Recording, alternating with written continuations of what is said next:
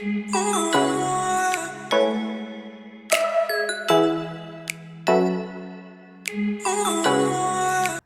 My self Deepu Mishra.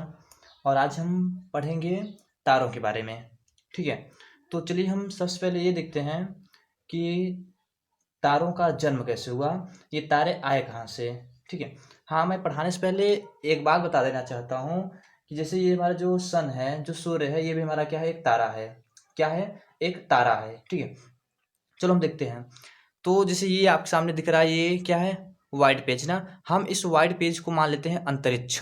क्या मान लेते हैं? अंतरिक्ष। मतलब इतना ही नहीं, मतलब जितना ये दिख रहा है पूरा, यहाँ से लेकर आई मीन यहाँ से, हाँ, ये यहाँ से लेकर ये साइड, ये साइड और ये साइड, ये पूरा आपका हम मान लेते हैं क्या? अंतरिक्ष मान लेते हैं। ठीक है, अब हम पढ़ेंगे यहाँ पे कि तारे कैसे बने। ठीक है, तारे जो है वो बने कैसे हैं। ठीक है,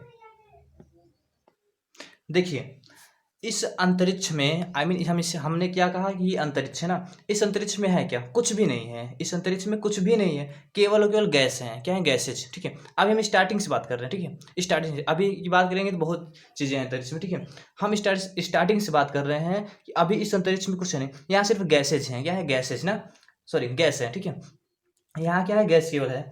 तो देखो क्या है कि तारे बनते कैसे हैं। तो जैसे क्या होता है, जैसे ये क्या होता है, ये जब बहुत बहुत सारे क्या है, मतलब ये गैस है। ये क्या है? गैस है। ये सारा क्या है? गैस है। तो जब ये गैस थोड़े थोड़े से, ज़्यादा नहीं, थोड़ा सा जब दूर रहते हैं, जब इनमें ये थोड़ा थोड़ा दूर रहते हैं, तो ये क्या होते हैं कि विरल, इन्हें हम विरल गैस कहते हैं। क्या कहते हैं? विरल गैस। अब देखो क्यों कि जो ये गैस है, अच्छा, विरल हमने क्यों कहा? क्योंकि ये क्या होते हैं, ये थोड़े थोड़े दूरी पर है ना, इसलिए ये क्या है? ये विरल गैस है। इसलिए ये क्या है? ये विरल गैस हैं। जब यही देखो, इन्हीं गैसों से मिलकर हमारा क्या बनता है? तारा। ठीक है, और देखो इसके बाद क्या होता है कि जब ये विरल गैस केंद्रित हो जाते हैं, मतलब क्या होता है? केंद्रित होकर पास में आ जाते हैं। जैसे ये अभी दूर दूर थे, तो ये क्या थे? विरल गैस के रूप में थे, विरल गैस के रूप में थे। जब ये थोड़े मतलब केंद्रित होंगे, केंद्रित होकर थोड़े में पास आ जाएंगे, तो ये क्या हो जाएंगे? ऐसा, मतलब थोड़े छोटे हो जाएंगे, छोटा हो जाएगा। ठीक है, थोड़ा सा क्या हो जाएगा? छोटा हो जाएगा। और छोटा होने के साथ साथ क्या हो जाएगा? बहुत घना हो जाएगा। क्या हो जाएगा? घना। क्योंकि इतना बड़ा था, इतने से ये केंद्रित होकर इतना छोटा हो गया, तो घना तो हो ही जाएगा। ठीक है, तो ये क्या हो जाएगा? बहुत ज़्यादा घना, मतलब ये काले बादल के समान दिखने लगेगा। कैसा? काले बादल के समान दिखने लगेगा। ये जो रहेगा वो काले बादल के समान दिखने लगेगा। ठीक है, तो इस फेज को, इस अवस्था को हम क्या बोलते हैं? नेब्युला। ठीक है, और नेब्युला को हम क्या बोलते हैं? नेब्युला को हम बोलते हैं यहाँ पे निहारिका। नेबुला को हम क्या बोलते हैं? निहारिका।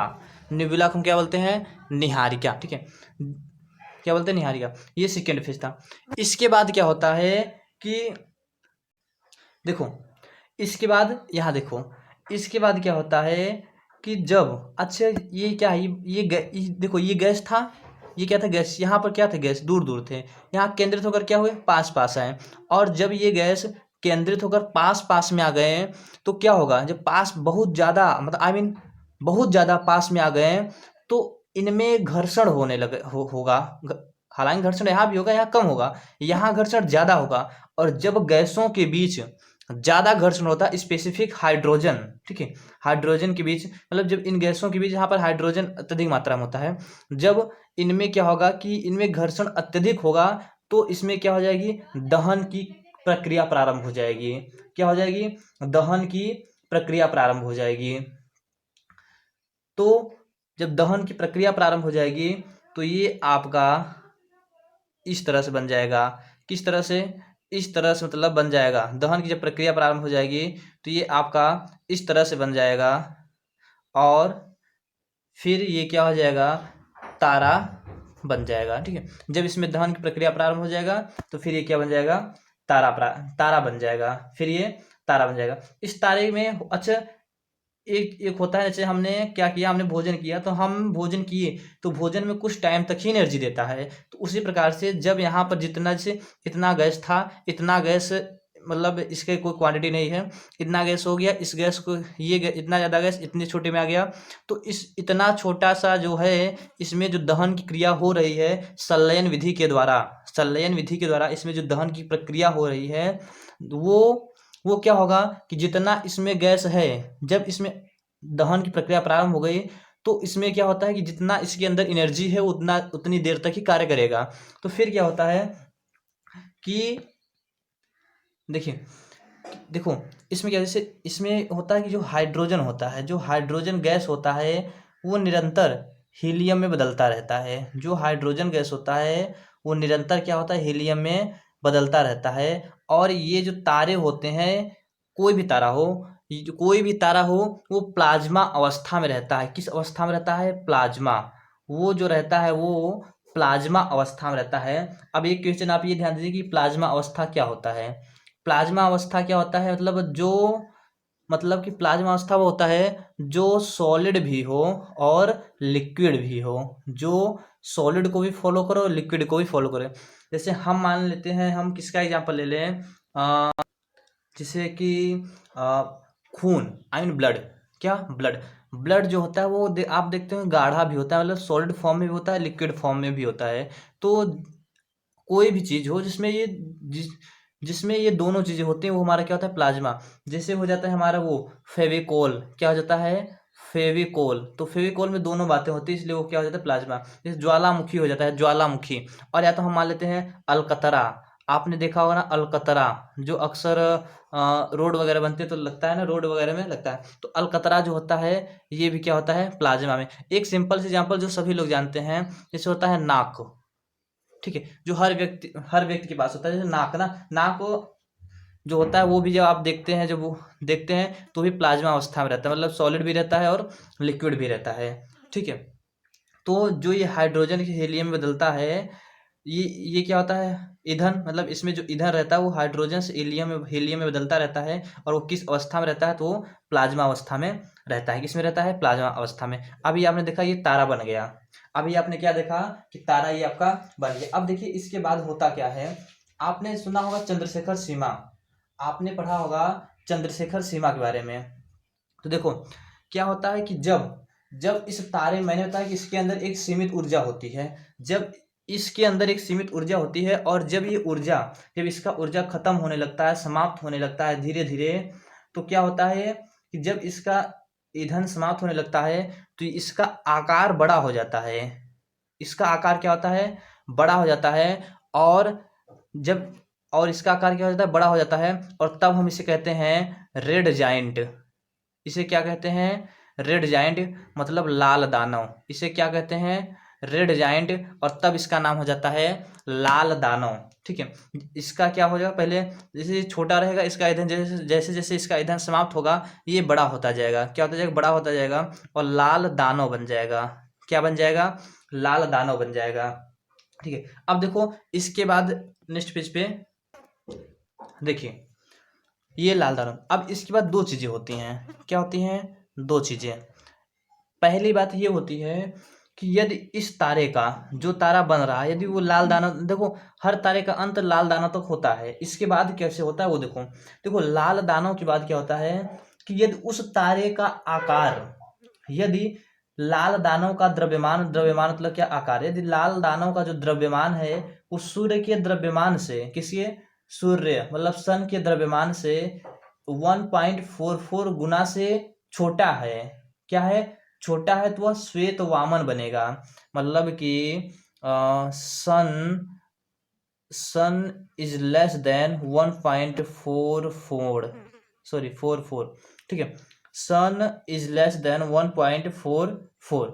ठीक है, जब इस लाल दानव का द्रव्यमान सूर्य के द्रव्यमान से 1.44 गुना से 1.44 गुना से क्या रहेगा? छोटा रहेगा। इस लाल दानव का द्रव्यमान सूर्य के द्रव्यमान से 1.44 गुना क्या रहेगा? छोटा रहेगा। तो वो यहाँ पर आकर बन जाएगा श्वेत वामन। क्या बन जाएगा? श्वेत वामन, इसी से हम कहते हैं white dwarf, white dwarf, DWARF। तो वो क्या बन जाएगा, वाइट ड्वार्फ मतलब श्वेत वामन, तो वो श्वेत वामन बन जाएगा, ठीक है।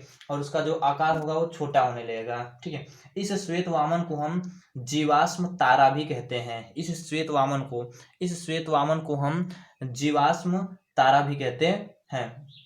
और इस अवस्था में जैसे आपको पता है जो तारा होता है वो क्या होता है, चमकता रहता है। तो इस अवस्था में वो थोड़ा थोड़ा चमकेगा, क्योंकि हमने क्या कहा कि यह जीवाश्म तारा होता है, तो क्या होगा, थोड़ा थोड़ा चमकेगा, ठीक है। और फिर क्या होता है कि जब इसका जैसे लाल दाना हुआ, मतलब उसकी जो मतलब जो उसकी जो एनर्जी रहती है, उसकी जो ऊर्जा रहती है, जो ईंधन रहता है, ईंधन, ठीक है, जो उसका ईंधन रहता है वो यहाँ तक 90% लॉस होता है। क्या होता है, 90% लॉस होता है। जब ईंधन 90% लॉस हो जाता है तो लाल दानव बन जाता है। जब 95% लॉस हो जाता है तो श्वेत वामन बनता है। और जब इसका ईंधन 100% लॉस हो जाता है तो यहाँ आकर हो जाता है काला वामन। क्या हो जाता है, काला वामन। देखो जब ईंधन 95% था, जब ईंधन 95% था तो क्या हुआ, वो थोड़ा चमक रहा, इसमें ना थोड़ा थोड़ा चमक रहेगा, क्या रहेगा, थोड़ा थोड़ा चमक रहेगा। लेकिन जब वो काला वामन बन जाएगा, मतलब जब उसका ईंधन 100% खत्म हो जाता है, तब हम उसे क्या कहते हैं, काला वामन। और इस इंग्लिश क्या कहेंगे, ब्लैक ड्वार्फ।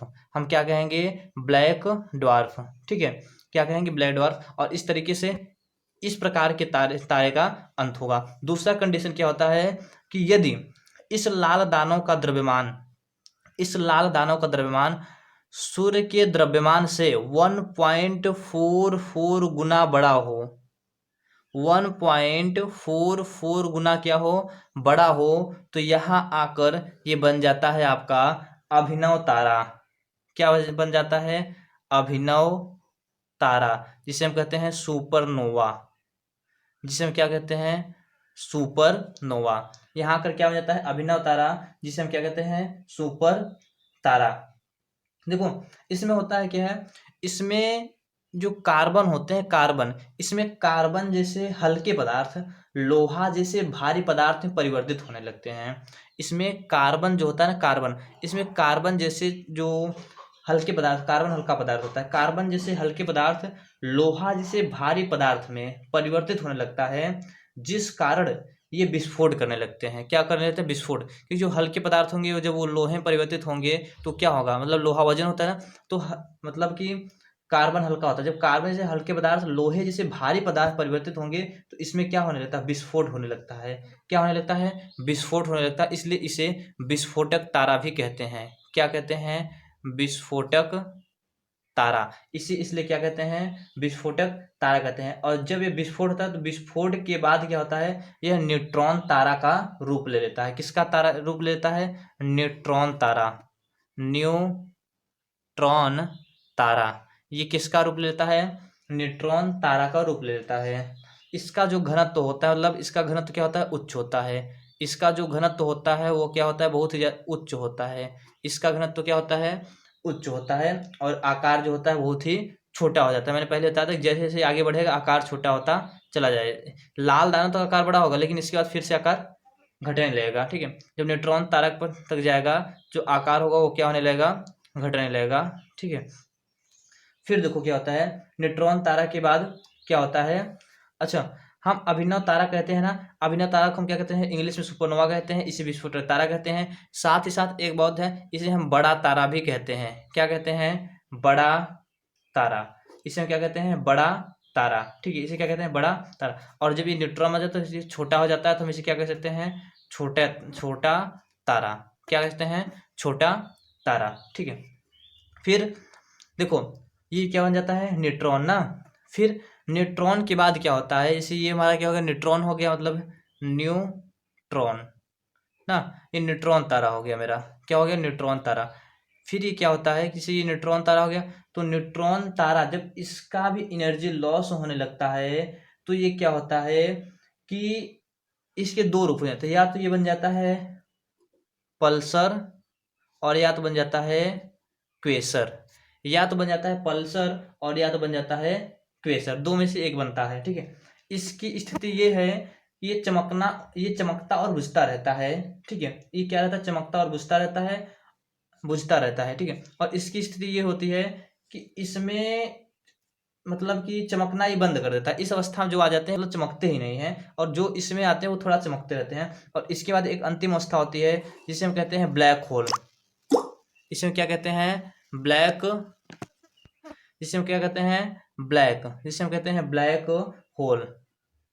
ब्लैक होल को हिंदी में कहते हैं कृष्ण विवर। ब्लैक होल को हम इंग्लिश में हिंदी में क्या कहते हैं, कृष्ण विवर, ठीक है। इसका जो घनत्व होता है वो बहुत ज्यादा होता है। इसका घनत्व कितना होता है, इस ब्लैक होल का जो घनत्व होता है वो बहुत ही ज्यादा होता है। इस ब्लैक होल का जो घनत्व होता है वो क्या होता है, इस ब्लैक होल का जो घनत्व होता है वो बहुत ही क्या होता है, ज्यादा होता है, ठीक है।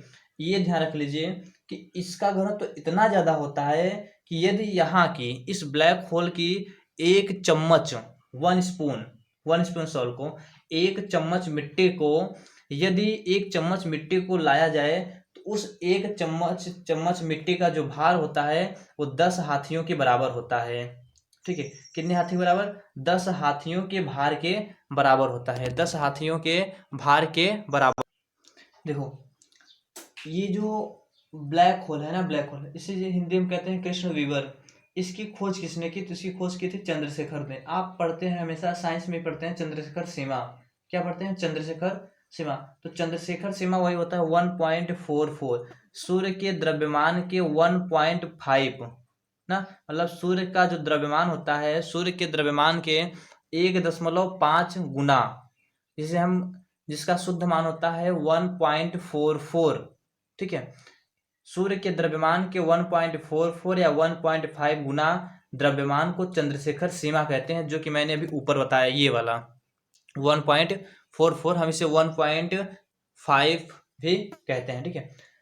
देखो क्या होता है, जब लाल दाना होता है, लाल दानों के बाद जो तारे होते हैं, तारों का जो भविष्य होता है वो चंद्रशेखर सीमा पर ही निर्भर करता है। यदि लाल दानों का आकार बहुत ही बड़ा होता है, यदि लाल दानों का क्या होता है, आकार बहुत ही बड़ा होता है, तो क्या बन जाते हैं, बहुत ही बड़ा मतलब क्या, सूर्य के द्रव्यमान से इतने से ज्यादा होगा तो अभिनव तारा। और यदि सूर्य के द्रव्यमान जो सूर्य का द्रव्यमान रहेगा, इस लाल दानों का द्रव्यमान, इस लाल दानों का जो द्रव्यमान है वो सूर्य के द्रव्यमान से इतने गुने से कम रहेगा, तो इतना होगा। और यदि इस लाल दानों का द्रव्यमान सूर्य के द्रव्यमान की इतना गुना होगा तो ये बनेगा, ठीक है। तो आई थिंक आपको सब समझ में आया होगा, जो आपको ना समझ में आया हो आप वो पूछ सकते हैं, ठीक है। और आपके पास कोई भी टॉपिक हो तो आप उससे भी पूछ सकते हैं, I will handle that, okay, thank you.